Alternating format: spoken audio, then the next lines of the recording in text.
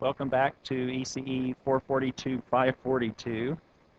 We're playing catch, apparently, before class begins, just to get us loosened up. Homework number 5 is due tonight. Hopefully you have a good start on that for this evening. And if you're doing a project for 542, if you're in 542, you're doing a project, that's also due tonight. Homework number 6 is now posted, and that's due in a week. That's due next Monday. And there is an exam a week from Wednesday, and to get ready for that, we have our review session a week from tonight, and there's review material on V2L. There's also material on that's supplementing Unit 5 that wasn't presented in class, and there's 4 different breakouts for that. There's competing performance specifications. That might actually help you with problem number 2 on homework set number 5. Sampling, Nyquist, and aliasing, that's another one that basically shows you or discusses the fact that when we start sampling, we're now not able to have our frequencies from 0 from DC up to infinity. We're restricted to how many frequencies we really have or can see or to discern, and that's now limited from DC up to omega sub s over 2, or half of the sampling frequency. And half of that sampling frequency is our Nyquist frequency. There's also one on a controller overview, which discusses why it's important not to be canceling poles and zeros that are outside the unit circle. That's trying to justify that. And there's another Ragazzini example if you want more of those, and I really just wanted to do this so that we had intersample ripple. That's just a fun sounding word, but you can then see some of the plots that experience intersample ripple or bumps or transitions between the sample periods that you would actually see in the continuous time system, even though it's being controlled by a digital controller. It sort of kicks the system, and the system is responding in between sample periods as it's being kicked.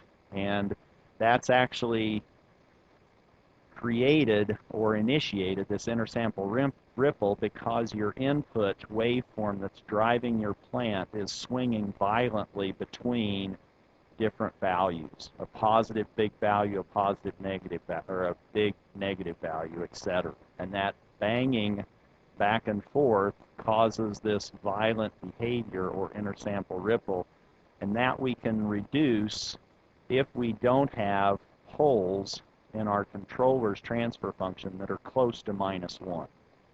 And we might then want to design those out during a particular design approach.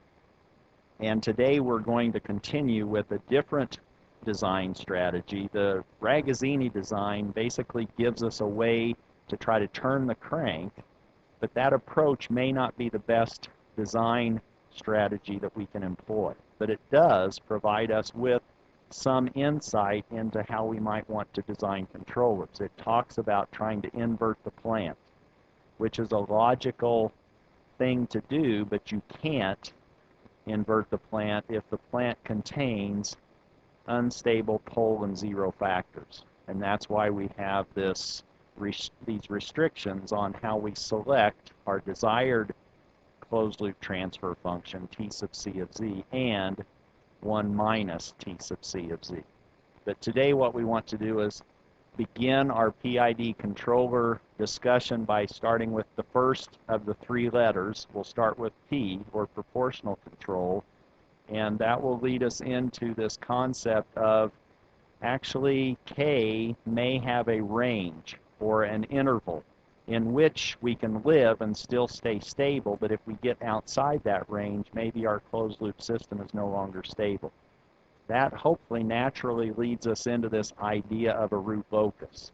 And then we'll start developing the properties of the root locus sketch, and if you've had a control class prior to this, you'll be happy to know that the root locus sketching strategies are the same that you've learned in previous class, even though the previous class was an analog control class.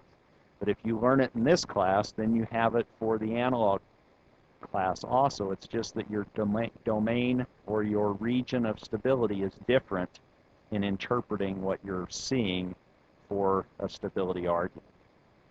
Where are we stable in the z-plane?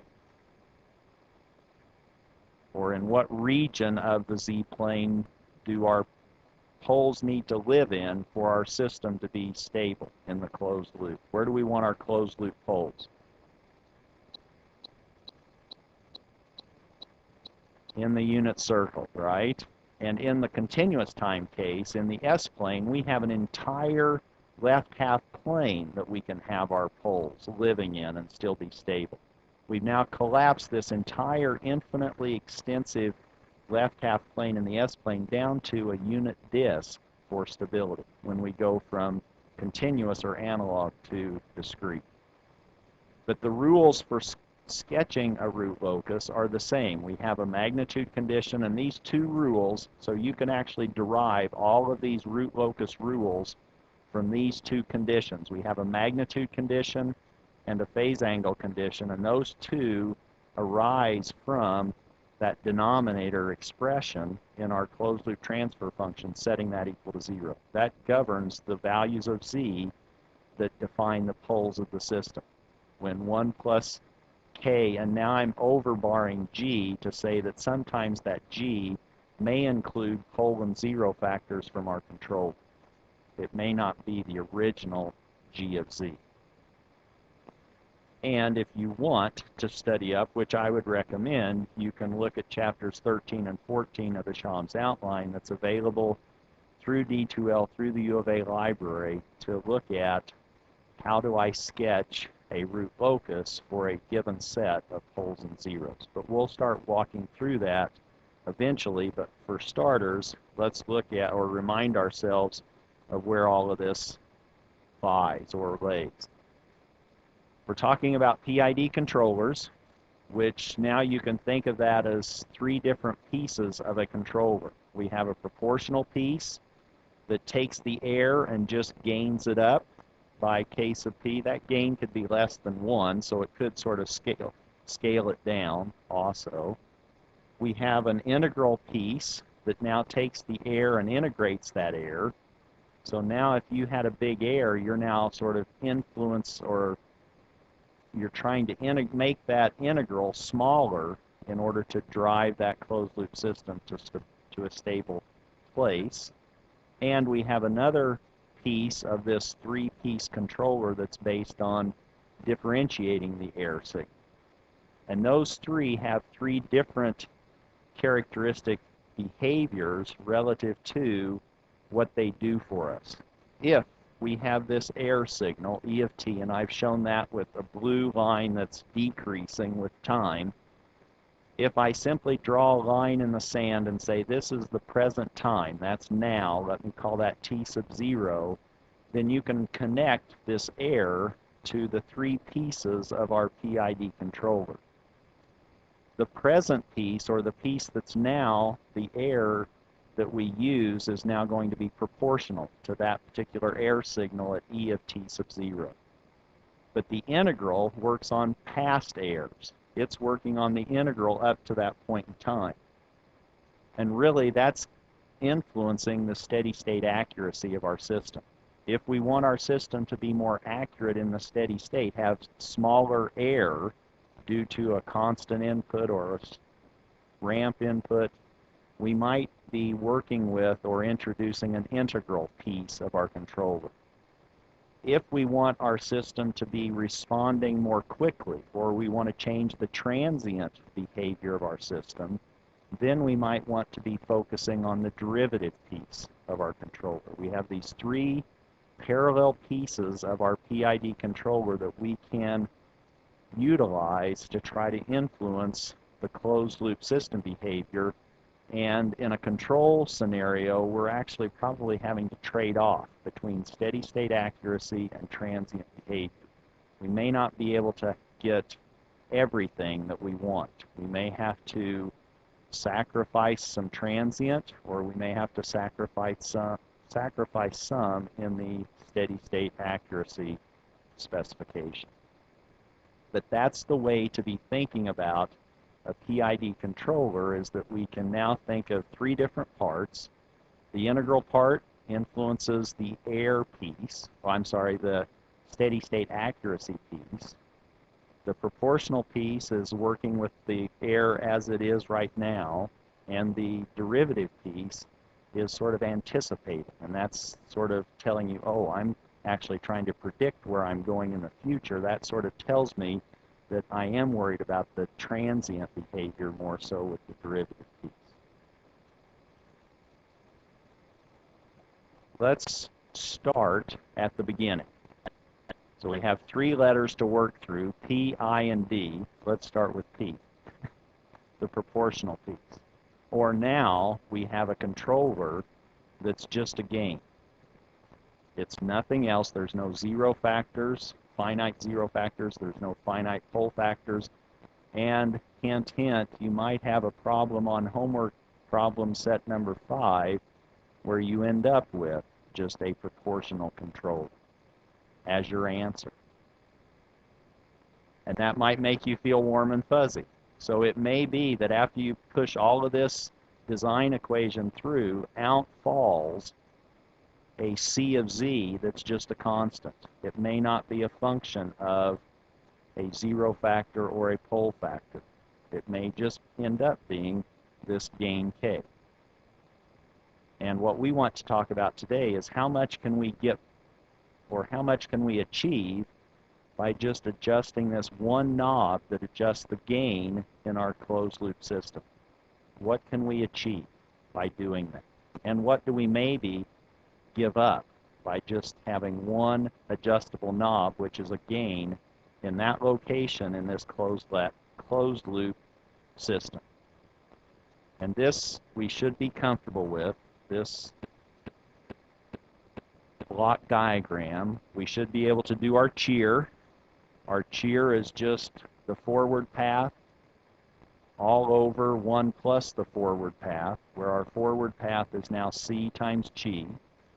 So that now we have Kg, where C is now our controller, C of Z is just K. We have Kg over 1 plus Kg. That's our closed loop transfer function. And we've done this in the last lecture.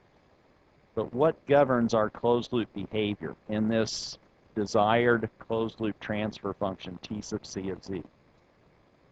Which piece or what pieces of T sub C of Z actually influence the closed loop dynamics? And that's the reason for the underline. I'm wanting you to volunteer an answer.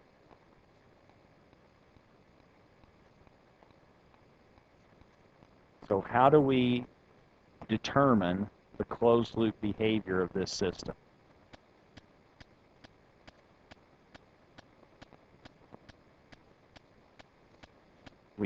So let's say that we know G, we know the plant. Let's say we're able to select K. Now we have a K and we have a G. Can you tell me anything about the closed loop behavior of your system from that piece of information by knowing K and knowing G? And if you can, what is it that you're focusing on to determine that behavior? If I said, give me the modes or the natural way that this system will respond, if you went up and kicked it, how would that system naturally want to respond? What are the modes? What influences the modes in your closed loop system?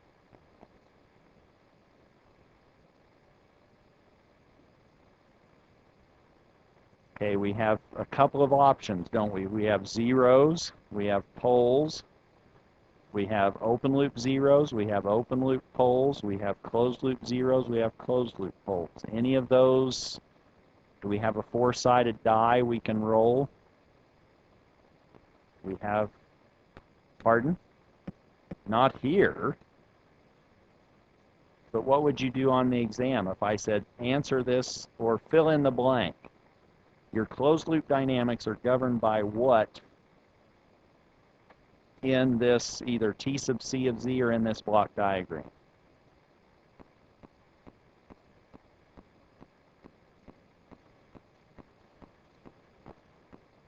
I give you a hint. The poles of your closed loop system govern the dynamics of your system, right? And the poles of your system, the closed loop poles, are influenced by the denominator of that transfer function. Or in this case, the closed loop dynamics are governed by 1 plus k g of z. That's what's going to govern the dynamic behavior of our system. We set that equal to 0 and we solve for the values of z that satisfy that equation, and that's then going to tell us where our poles are and if we're happy with those poles or not by the appropriate choice of k. So we can adjust this knob k in this expression, set that expression equal to 0, and solve for the z's that give us the solution to that set of equations, or that equation, and those will be the dynamics, or those will govern the dynamics of our system. Those are these r's to the n, those poles. Those poles have a magnitude, an r value, and you're now raising that r to higher and higher powers of n. That's the structure of your solution. Here's what we did before. We had a system, capital G of z, which let's just now pick one, and it's now 1 over z minus 2. What can you tell me about that system?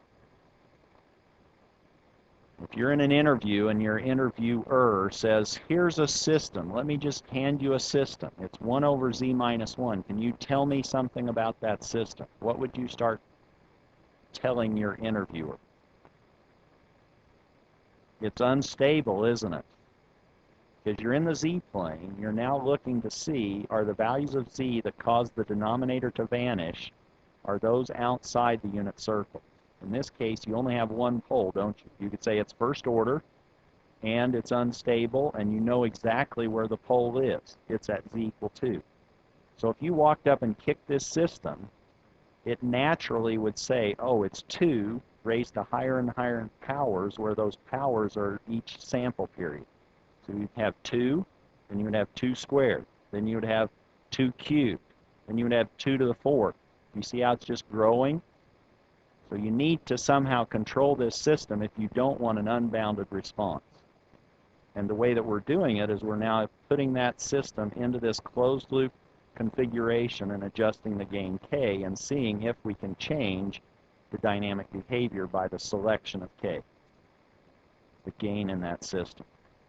If we now plug in the k, we have k over z minus 2 over 1 plus k over z minus 2. We can put both of those over a common denominator, this z minus 2 factor. We can cancel those, and we end up now with our desired closed loop transfer function simply being k over z minus 2 plus k.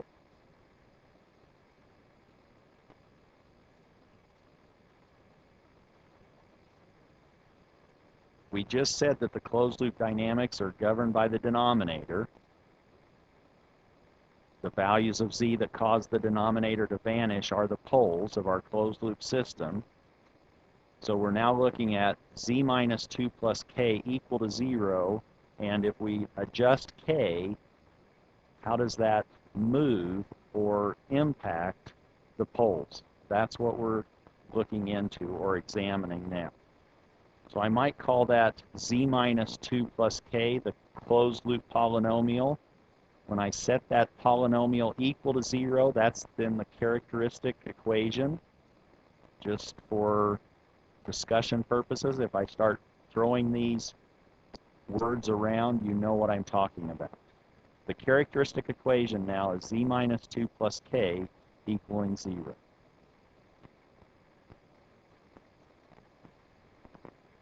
And our goal in all of this is to adjust this gain. That's the knob. That's the gain in our system. Can we adjust that knob k to locate the closed loop poles at an acceptable location? If we had k equal to 0, no control on this, where would our pole be? It would be at 2, wouldn't it? It would still be, it would be unstable. So we need to find a k that will hopefully make this closed loop system stable. We're trying to adjust k so that what? We push this pole inside the unit circle. and it's just one equation with one adjustable parameter k, that's actually not too challenging. But this is really what we have, picture-wise. I have the z-plane. This z-plane is where all of my poles could live. I'm actually starting with my open loop pole at z equal to 2. And if you look at what happens when I solve z minus 2 plus k equal to 0, if I solve that for z, now if I let k be some positive number, z will now map out what I'm showing in red. If I plugged in k equal to 1/2, what's z equal to? If k is 1/2, then it's 1.5, isn't it? So if k is equal to 1/2, then I am right here at 1.5. If k is equal to 1, now I've slid to there. Are we seeing this? I'm just moving all the way down, all the way to minus infinity as I keep increasing k bigger and bigger. Yes. So k, the question was, can k be a complex number? In this class, we're not going to consider k to be a complex number. We're just going to always keep k to be real. If we made it complex, now we've somehow introduced a two-dimensional pole possibility, and we really have a first-order system. So in this case, we really want to restrict k to be just a real value. And we'll just say, let's let it be positive numbers or non-negative numbers to begin with. So now we have the opportunity to simply select k as a knob, where that knob is just allowed to be a non-negative value. Yes. So to be clear on the answer, my answer is going to be no, we're not going to let k be a complex number. Okay? So we're going to keep it, it'll get hard enough with k being real. We will have complex poles even with k real. So let's just keep k real. Let's be real here. And we're just going to keep k being real. But even with k real, we do have some flexibility. We can move from z equal 2 all the way back to z equal minus infinity. But we probably don't want to exercise all of that freedom, do we? We are trying to end up with our closed loop poles inside the unit circle.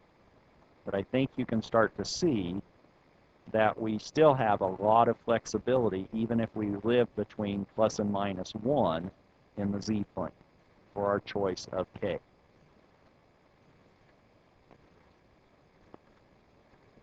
Let's look at one possibility for picking k.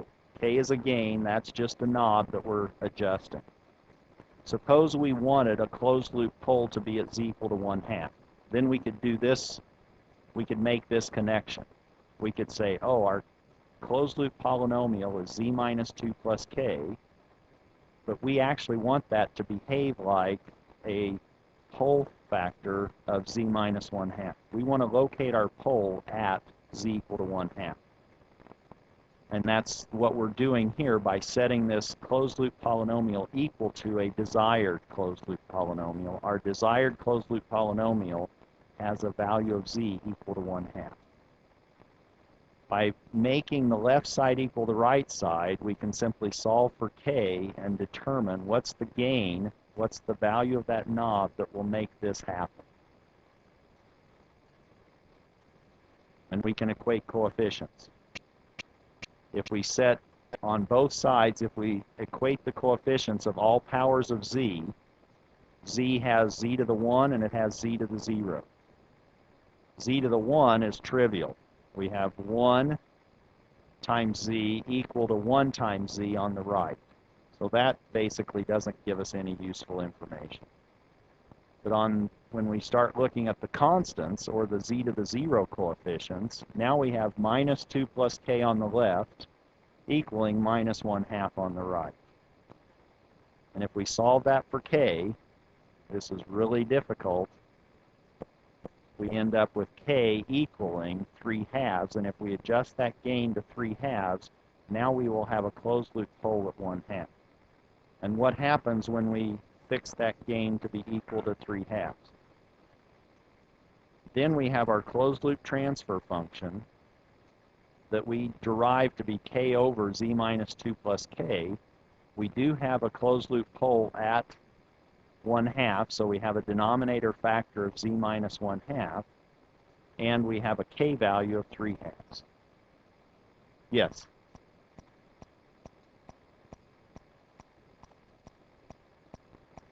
So why did I pick z minus 1/2 for my closed loop polynomial? Any answers? Where did that come from? It really is just out of thin air, in a sense. I just said, let's illustrate this by a value, a z, that's nice. What is a nice z? Well, for computational purposes, z equal to 1/2 is nice. But I could have, if I was happy with the decay rate or the settling time that results from z equal to 0.9, I could have tried to find k so that my right-hand side was z minus 0.9. What I didn't do is I didn't introduce any design or performance specifications in coming up with that desired polynomial on the right, did I? I just put it on the page. But in fact, in reality, somebody probably, or you as the engineer, might have to make that call. You might say, I don't want to really make this system very fast. Maybe I want it to be at a value of z equal to 0.95 for whatever purposes. But you obviously want it inside the unit circle. Did that help answer your question? So there's our closed loop transfer function. And what did we do? We just had a proportional controller. Capital C of z, our controller, is just a gain of 1/2. It's just 3/2. And that now moved our pole into the unit circle, and it now allows us to make the following observations. We didn't cancel anything with C of z, did we? We didn't cancel a pole, we didn't cancel a 0 to produce this desired closed loop transfer function, T sub C of z. We just introduced a gain. The closed loop system, observation number 2, it's stable with one pole, and that pole is at z equal to 1/2. So if we went up and kicked the system that's in a closed loop configuration and it has a gain of 1/2, then it would naturally die out to the tune of 1/2 to the n. That's where we located that pole. If we would have located that pole at 0.9, then it would shake with 0.9. It's really not shaking, is it? It's exponentially decaying. It would be 0.9, 0.81, and we just keep scaling it. 0.72, etc., as we shrink. But 1/2's easy. 1/2, 1/4, 1/8, etc., for each sample step. Yes?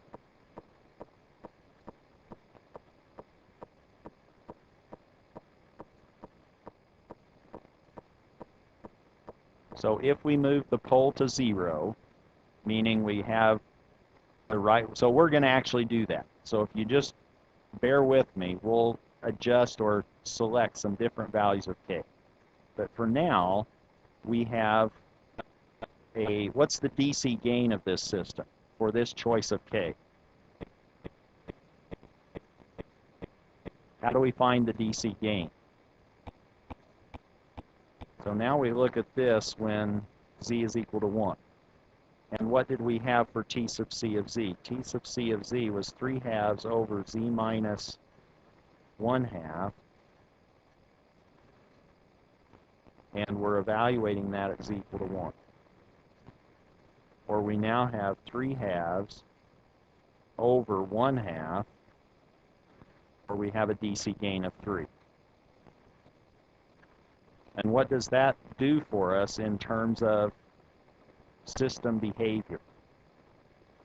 What's the steady state error?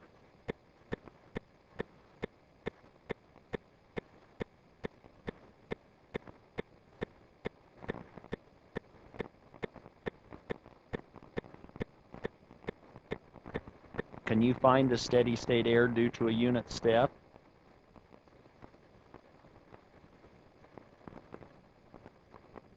What's the reference input if we're injecting a unit step?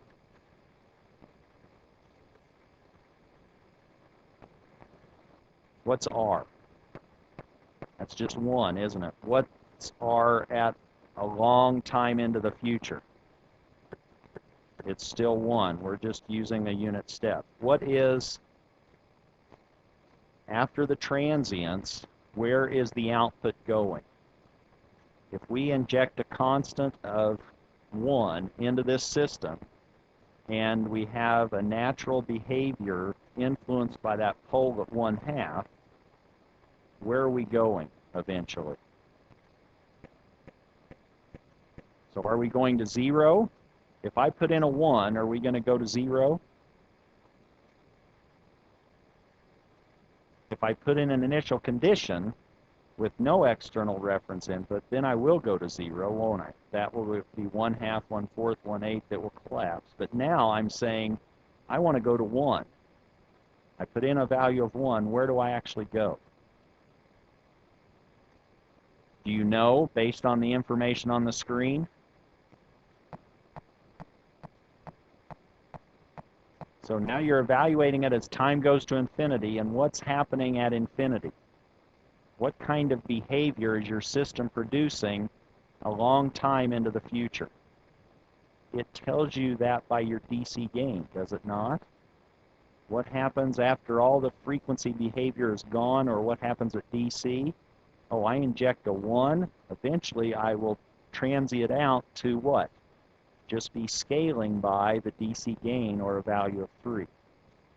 So eventually, y of infinity will be the DC gain of my system times the step input that I applied. If I put in a 2, then it would be 3 times 2. If I put in a 6, it would be 3 times 6. But now I put in a unit step, it's going to go eventually, once the transients are gone, to 3. Or what's my error? My steady state error is now the difference between where I wanted to go, my input, and where I ended up, y sub infinity, which is now 1 minus 3, or my steady state error is minus 2. Or to draw this,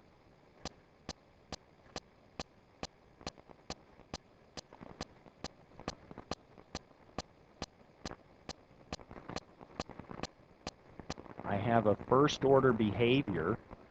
I told the system to go to 1. Where did it end up? It went to 3, so my steady state error is what's happening after the transient. This is my E sub infinity. The difference between where I wanted to go, 1, and where I ended up, which was 3. And the difference between 1 and 3 is minus 2. So you apply a unit step to this system, and this is what you're going to see, that blue line. And it will now be amplified by the DC gain of your system. Will your boss be happy with this? Will she be okay with this behavior? Maybe. Maybe that's fine. Maybe you're okay to be having that steady state error of minus 2 due to a unit step. But it may not be okay. How did we achieve this behavior? How complicated was our controller? Was it complicated? Did it take a lot to achieve this controller? No, you just had to generate a gain. Do you know how to create a gain in electronics or in your computer? In your computer, it's easy, isn't it? Just plug in a gain value of 3/2, 1.5, and you'll have this happen. Or if this was an analog, you could now do this op-amp circuit that produces a gain of 1.5, and you put that gain circuit into this location in the closed loop circuitry, and you would have this behavior.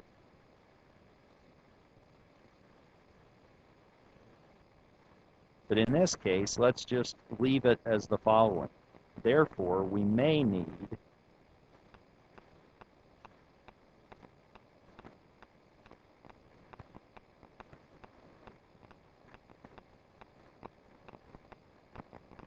a different controller structure. We might not be happy with this transient behavior or this steady state accuracy. How did we make this response? Well, we did this with a proportional controller.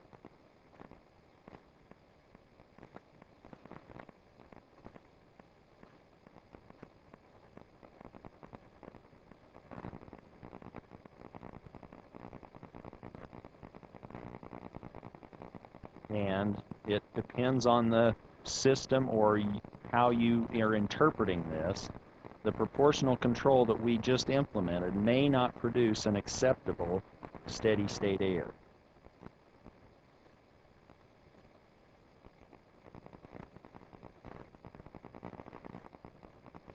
Were you happy with the transient? Did that look okay in terms of the transient behavior? How could we have changed the transient? Can we change the transient in this system? What influences the transient?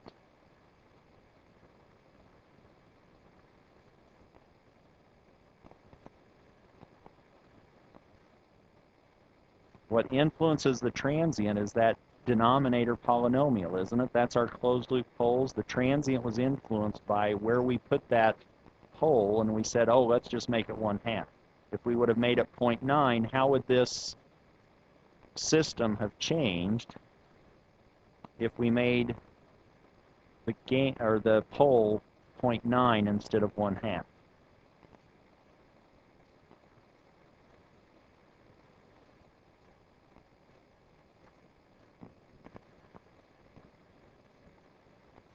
Okay, close, but she's actually behind today. But this was k over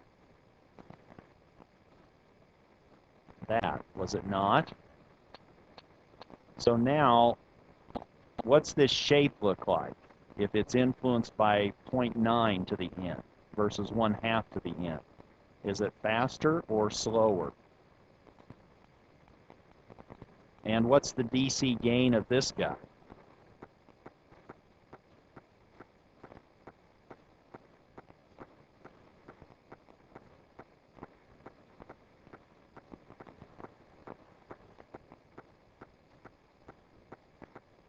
Nine, isn't it?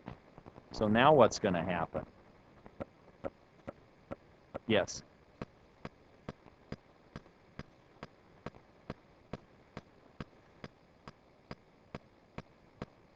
So now the original transfer function was k over z minus 2 plus k. Oh, I'm sorry. Thank you. Thank you. So I was getting ahead of myself. So I wanted to pick a k to give me 0.9, was I not? So what's the k to make that happen? Thank you. So I'm now trying to find a k such that z minus 2 plus k is equal to z minus 0.9. Is that clear? I was confusing you. Not intentionally, but I was doing it wrong, wasn't I? I was jumping to a conclusion. So now I have k is equal to minus 0.2 plus 2. Is that right? So now I have this is now 1.1. So that now if I put this in down here with k equal to 0.9 wherever this was, this is now 1.1, or, is that right, 11? So what's my green line going to do? This is with k equal to, what was it, 1.1?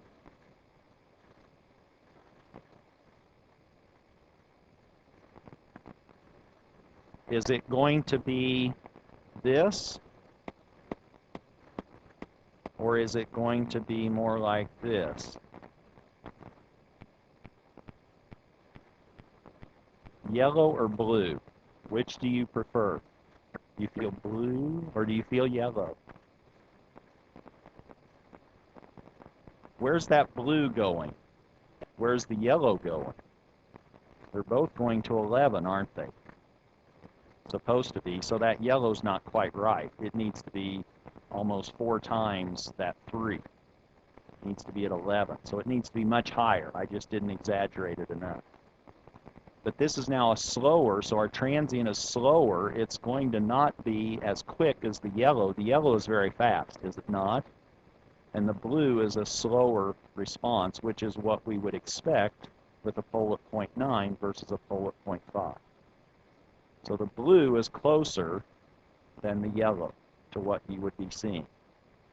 But do you see how you've now shaped the transient, or could shape the transient with the adjustment of K, and what that does to the steady state accuracy?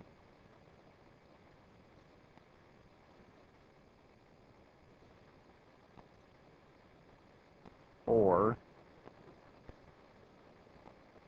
maybe we were happy with the shape of the transient of the pole at 1/2, our closed loop pole. The transient response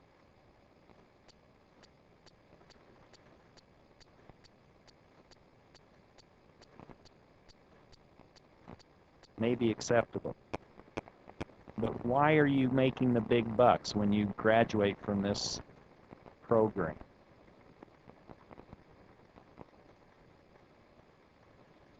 Because you are getting paid to make these judgment calls. This trade-off between steady state accuracy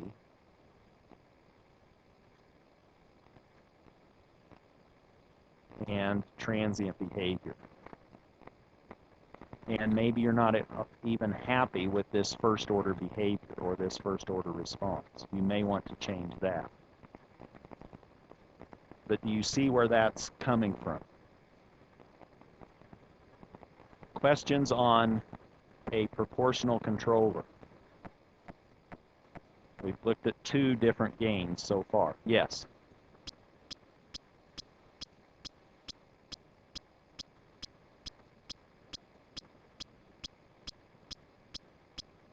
So we could use, so the question was, when we were looking for the DC gain, why did we not use the final value theorem? We really sidestepped the use of the final value theorem. The final value theorem we could have used if we wanted to solve for our final y value. We just said we know the final y value because of this system being stable, and it's going to go to basically what we inject times the DC gain. So we use that fact to sidestep the need to do the final value theorem. We implicitly used it by saying, give me the DC gain and I can tell you where you're going to go. So we implicitly used the final value theorem, but we didn't have to use it when we said, oh, I know that the DC gain is where I'm going to be scaled based on where I excite my system or how I excite my system with a constant input. What if I now said, if we wanted to increase the gain K, before we just illustrated how we could decrease it to get a pole at 0.9, what if we wanted to increase it? What if one could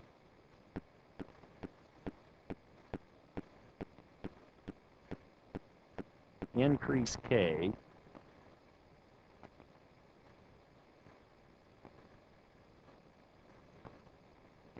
to yield a deadbeat response? And am I giving you enough information for you to even answer that question? I want now a deadbeat response. I don't want to be a deadbeat. I want the response to be a deadbeat response. What does that mean? What does it mean when I say I want my response to be deadbeat?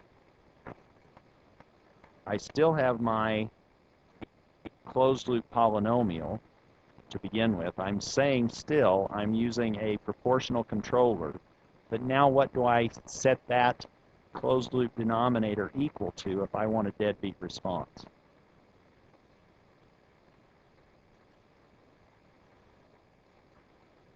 What's a deadbeat response mean? Now you want to pole at 0, don't you? So how do I make that in a polynomial of z?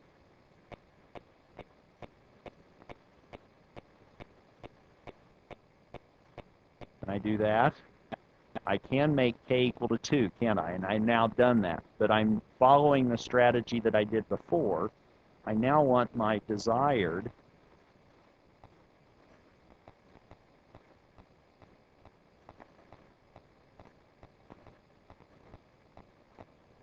pole at the origin in the z-plane. And now that's a very fast response. Now in one step, I'm going to be at my final value. What happens now when I equate my coefficients? Now the constant coefficients give me what was just told.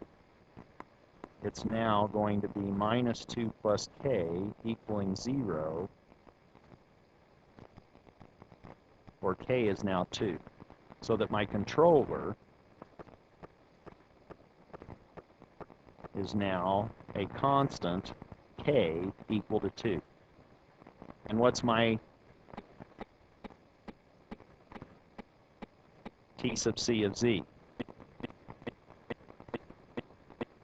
It's still what I had before. That was this k, z minus 2 plus k, or that's now 2 over z.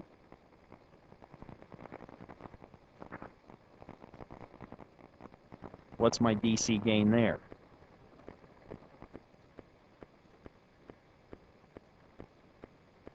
2.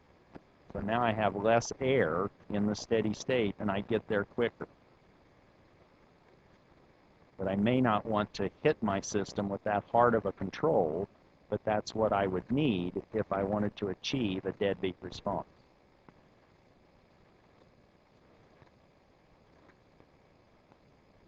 Is there a limit to what I can do with k? Is there a limiting value of k for stability?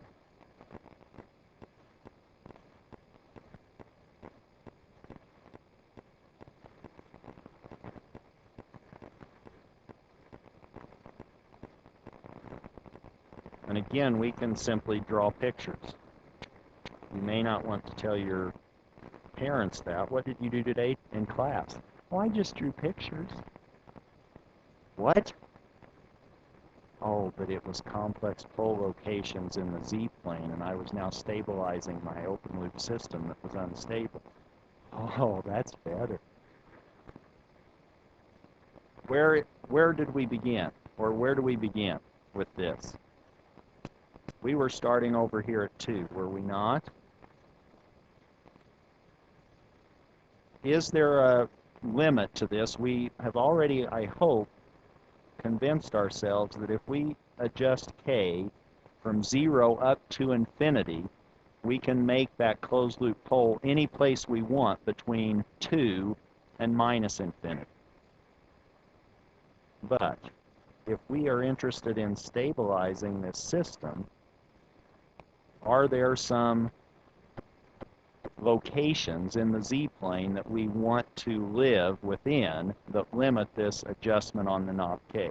We probably don't want to just be adjusting that k willy-nilly between 0 and infinity. You're now graduating with this class under your belt, so you can't just plug in any willy-nilly k, can you? Where are these acceptable locations? We could have maybe one there at a triangle. What about one there? So here is actually our lower limit of gain, or that's the pole. So we can adjust k up to and get it to that triangle, and that's basically the smallest k we would want to use. And we probably don't want to push it beyond the unit circle or outside the unit circle. So this would be our, let me say, upper limit.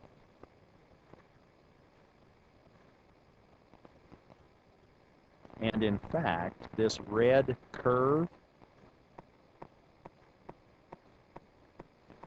we will learn, is called the root locus. That's all the possible values or closed-loop poles that can exist as we adjust k from 0 to infinity. But we may not want to exercise that total freedom. We may want to say, adjust your knob k until you get to a pole at 1, and then quit adjusting that knob when you get up to k equal to -1 or over to -1. And that's now your range of k to keep that particular system stable. Or if we look at this in terms of limits, the lower limit, which is the triangle, is when z minus 2 plus k is z minus 1. That's the relationship. Or that's now when k is equal to -1 plus 2, or when k is equal to 1. That's the lower limit on that knob. We need to at least get k to 1, or we will still be unstable. The upper limit on the adjustment is what was indicated by the square, or that's when z minus 2 plus k is equal to z plus 1. That right-hand side now gives us a pole, or a value that solves that, z equal to -1, makes that 0. So that now we have k is equal to 1 plus 2, or 3. And now, if you tell your parents that you were just drawing pictures, well, we were drawing pictures so that we now identified the stable region of our adjustable gain. K now lives where? For stability.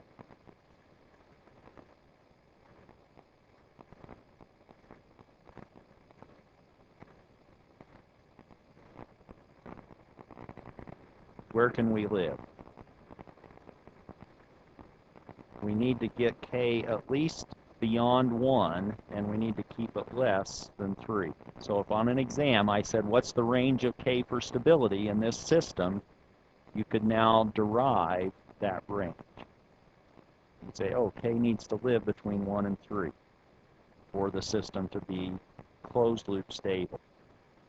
And for each of those values of k, you could actually compute the DC gain and compute the steady-state error if you wanted to. Now, what we've done, sort of in a roundabout way, is we've now just sketched a root locus diagram. So a standard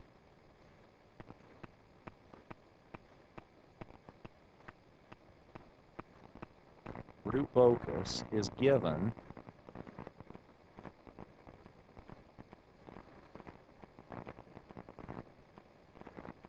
by the roots of 1 plus k, let me say g bar of z equaling 0. As k is increased from its lower value, let's say k equals 0, up to positive infinity. So let's see what this looks like, a root locus, what that might look like when we introduce or apply it to maybe a little bit more complicated of a system. Let's call this one example 2. Not going to go too crazy. We just did example 1, let's do example 2. So now example 2, let's say that we now are given a plant, g of z, of 1 over z times the factor z minus 3/2.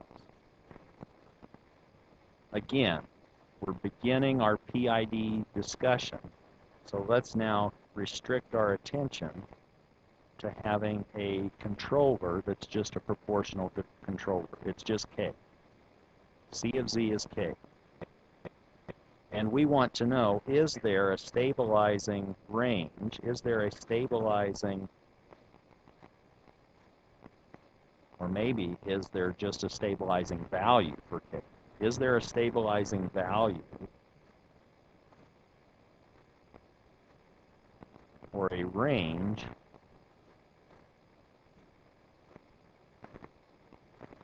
of stabilizing values for k?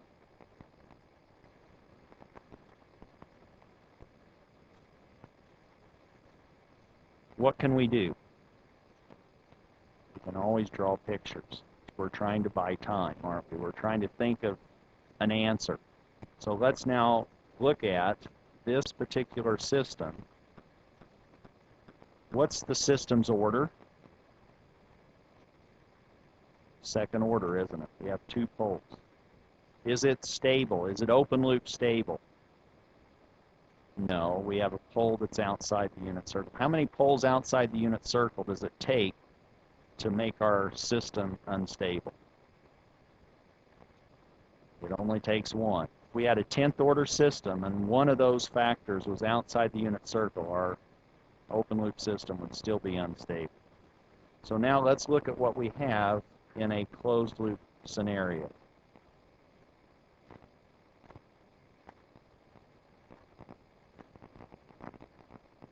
Again, we're trying to buy time. Somebody's asked us what's happening in this system, and we are now applying a proportional controller to this system, G of Z, that has one pole at the origin and one pole at 1.5.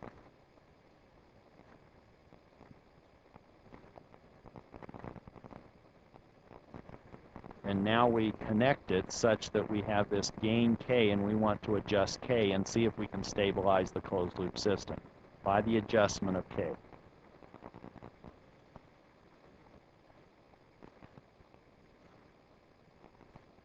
Can you now write down T sub C of Z, the desired or the closed loop transfer function between the reference input R and the output Y?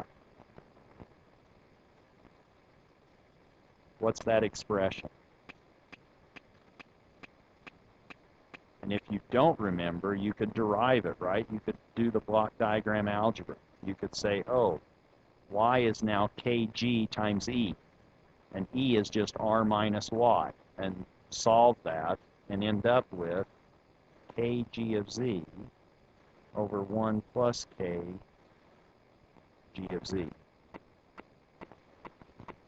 And we want to know, is there something to be said about the stability of that closed loop system? Or what is there a range of K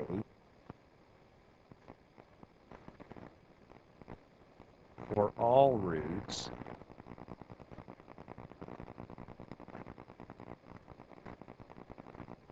of 1 plus Kg of Z equal to 0 to lie inside the unit circle?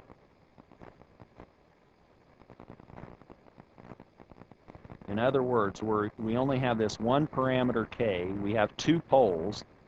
Is it possible, with the adjustment of that gain K, to bring both poles inside the unit circle at the same time? One's already there. One's at the origin. Can we just leave it there? One's out there at 1.5. What happens when we put in an adjustable gain K and start increasing that gain K?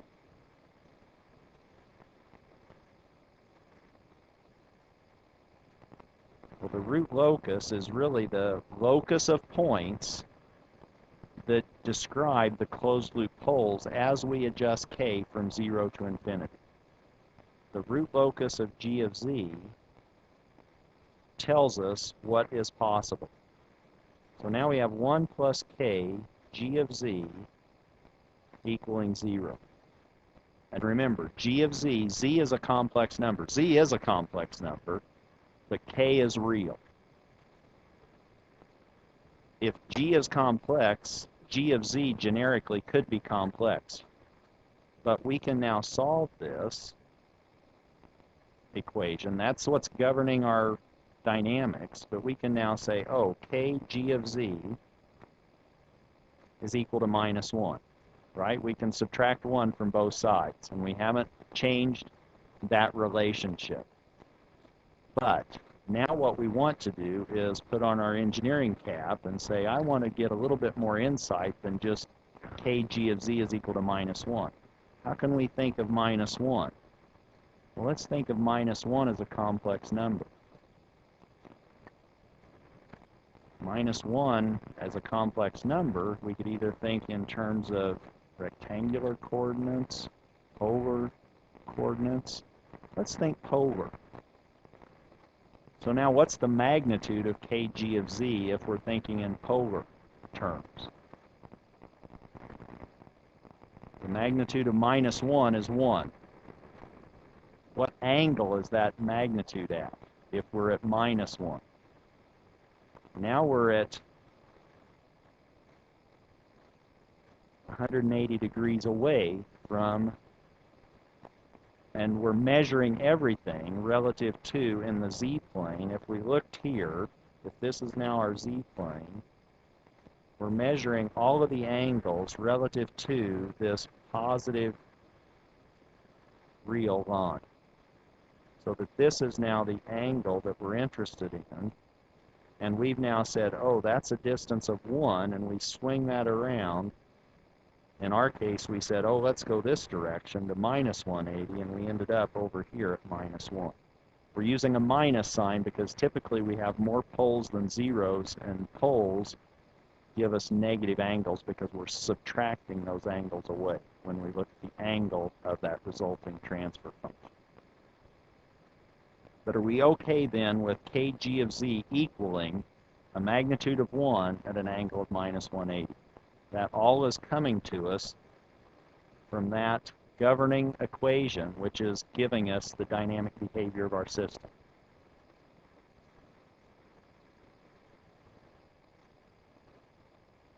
We can make it complicated enough if we just keep k being a real number that's non-negative. If k is greater than or equal to 0, then if we know that the angle of kg of z, in order for us to map out the possible locations of these closed-loop poles, we know that the closed-loop poles satisfy this equation, 1 plus k g of z equal to 0. But that implies that the angle of kg of z must always be -180 if that point in the z-plane is on the root locus. So if you just think of this z-plane as the floor here in the room, and if I go run over here and I stand on this point and I say, hey, am I on the root locus? You go, I don't know, let me calculate your angle. You calculate the angle to get to me, and if it's -180, I'm on the root locus. If the angle is 30, I'm not on the root locus, am I? If I run over here, and I said, am I on the root locus? So if you're at home, you can go run around in your living room, kitchen, and try different locations in your house and see if that angle corresponds to -180. You thought your parents thought you were crazy for coloring or drawing. Now see what happens. So now you run over to another location and you go, what's my angle? Is it -180? And how do you compute angles? Let's do an example.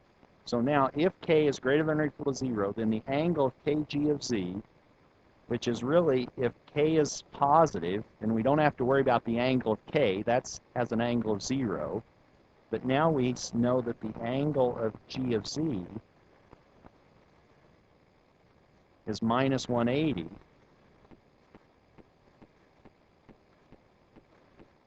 If that point in the complex z-plane belongs on the root locus. So let's look at what we have. Here's our z-plane. We now have a pole at the origin, in this example 2, and we have another pole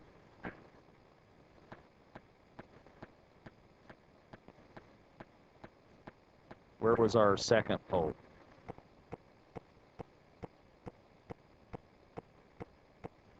1.5. So now we have a pole at the origin and we have a pole at 1.5.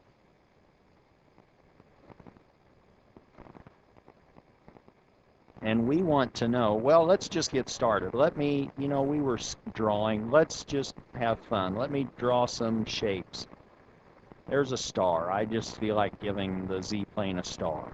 What if I give the z-plane a square? And, everything now is being put in the cloud. So let's say here's a cloud, right? We have to worry about clouds. So now we're doing in the cloud. We're working in the cloud. I want to now have you tell me which points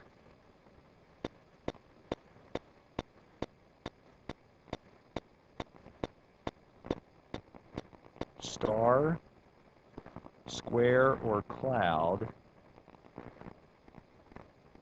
lie on the root locus.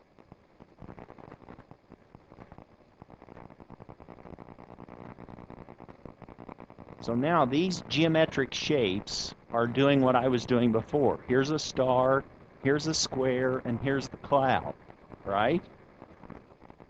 Now we want to determine, are any of these three shapes going to be on our root locus that we are going to learn how to sketch? Well, it depends on whether that particular shape is located at a point in the z-plane to produce an angle of minus 180 degrees. And the angles are contributed by all of our poles and zeros in our system. How many zeros do we have? Finite zeros do we have in this system? We don't have any, so we don't have to worry about zeros contributing angles. How many poles? 2. So now each of those poles contributes an angle. What's the angle if I'm standing at 3/2, if I'm on that pole at 3/2 and I look to the star, look to the stars. Oh, these are appropriate. I could have had a moon. Never mind. So now I look at the star. What angle am I looking at? How did I have to move? Well, maybe I should do it more appropriately. I'm on 3/2 and I look to the star. How did I have to turn to look at that star? What was my angle? 0. So the angle of the pole at 3/2 to star is 0. What's the angle from the origin to the star? How do I have to move? Hopefully I don't have to move at all. So now I again have a 0 angle. Is that clear? The angle from 3/2 to the star is 0. The angle from the origin to the star is 0. So I now have my 0 angles. I sum those up and I subtract all my pole angles. I had no 0 angles and I subtract all these angles of the poles. So I subtract 0 and I subtract 0. What's my net angle of my plant at star? So now the angle of G of Z when Z is equal to star is equal to nothing for the zeros angles minus 0 degrees plus 0 degrees. What's the angle? 0 degrees. Is that minus 180? No. So that star is not on the root locus. Is that clear? What about the square? If I now am standing at the square, the city square, maybe I'll go down the street and get a burger. Never mind. It's almost that time. No, it isn't. So if I now have the square and I look, no. I'm standing at the poles. Thank you. I was too worried about the square and going down the street. If I'm now standing at 3/2 and I now need to find the square, what angle do I need to move through to see the square? 180. If I'm at the origin and I look to the square, what am I having to move through? So if I'm now at the origin and I try to look towards the square, what's the angle? 0. So now the angle of G of Z when Z is at the square is nothing due to the zeros minus 180 degrees due to the pole at 3/2 plus 0 degrees. Ding, ding, ding. Now everything lights up, and what do we know? We know that that square is on the root locus. Is that clear? What happens if I actually had the square not here, but if I had it there? Would the angles be any different? No. So do you see that now, in fact, any point between 3/2 and 0 belongs to the root locus? What about the angle of the cloud? If I'm standing at 3/2, what angle do I need to turn through to see the cloud? 180. If I'm at the origin and I turn through an angle to see the cloud, 180. So now the angle of my plant, or G of Z, the angle of G of Z, when Z is equal to the cloud, I don't have any finite zeros, but I now have minus 180 degrees due to the pole at 3/2, 180 degrees due to the pole at the origin.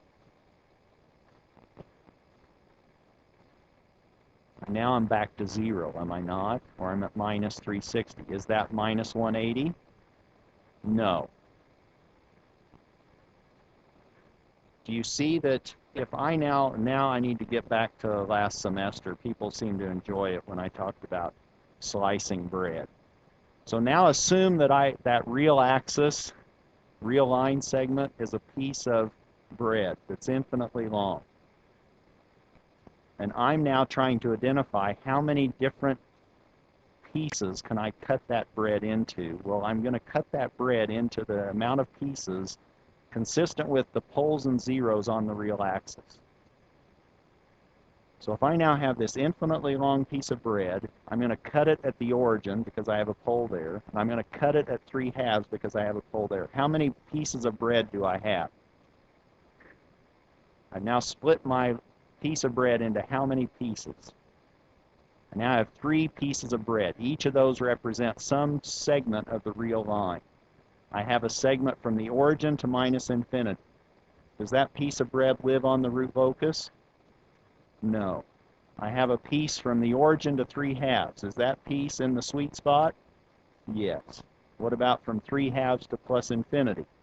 No. But do you see that I do have 3 segments, 3 real line segments present because of these 2 poles? And how many of those are on the root locus? How many of those segments? 1. The segment between the origin and the pole at 3/2. Now, how many open loop poles do I have?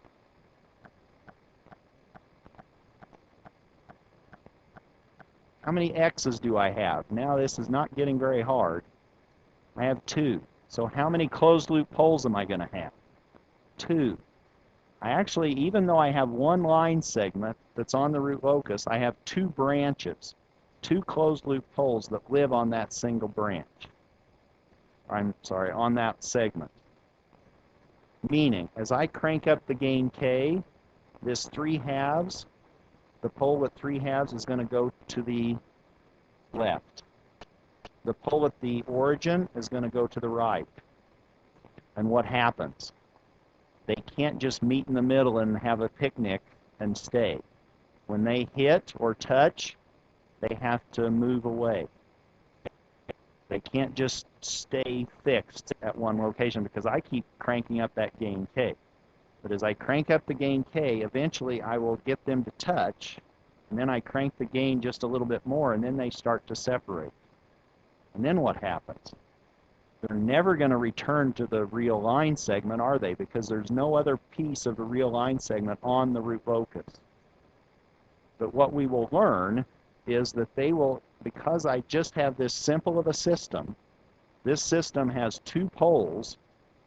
Because it has 2 poles, no zeros, these poles, as I crank up the gain K, will meet exactly halfway between each other, and then they will go vertical. One will go to plus 90, the other will go to minus 90. And that's now my root locus for this 2-pole system. If they meet halfway between, where are they breaking away? That's what I will call it. They're not breaking up, they're breaking away. We don't want to cause any relationship issues in this class. We just want to do the facts. So now they're going to what?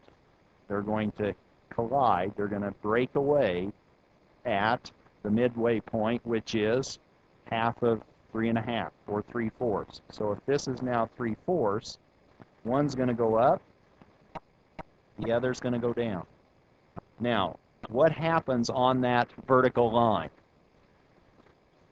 What do we know is true if points on that vertical line are on the root locus? What can you tell me about the angle of any point on that red line?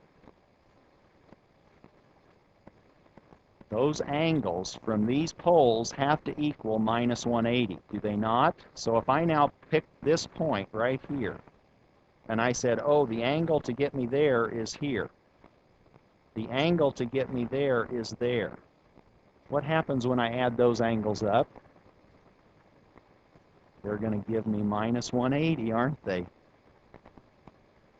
So if you look at those, you will get minus 180 either if you go up or if you go down, and that's now the root locus diagram for this two-pole system. And we'll figure out how we can adjust that. Do you now see that there's a lower limit on the gain K for stability? We need to drive the gain such that we pass through 1. Is there an upper limit for stability? If we keep cranking up the gain K, we just keep going vertical. If we go vertical too far, we're going to go outside the unit circle. But if we can identify that point where it intersects the unit circle, boom, we have our upper limit on K. The lower limit's easy. That's just solving for the value that makes that denominator have a pole at 1. So we'll pick up at that point next time.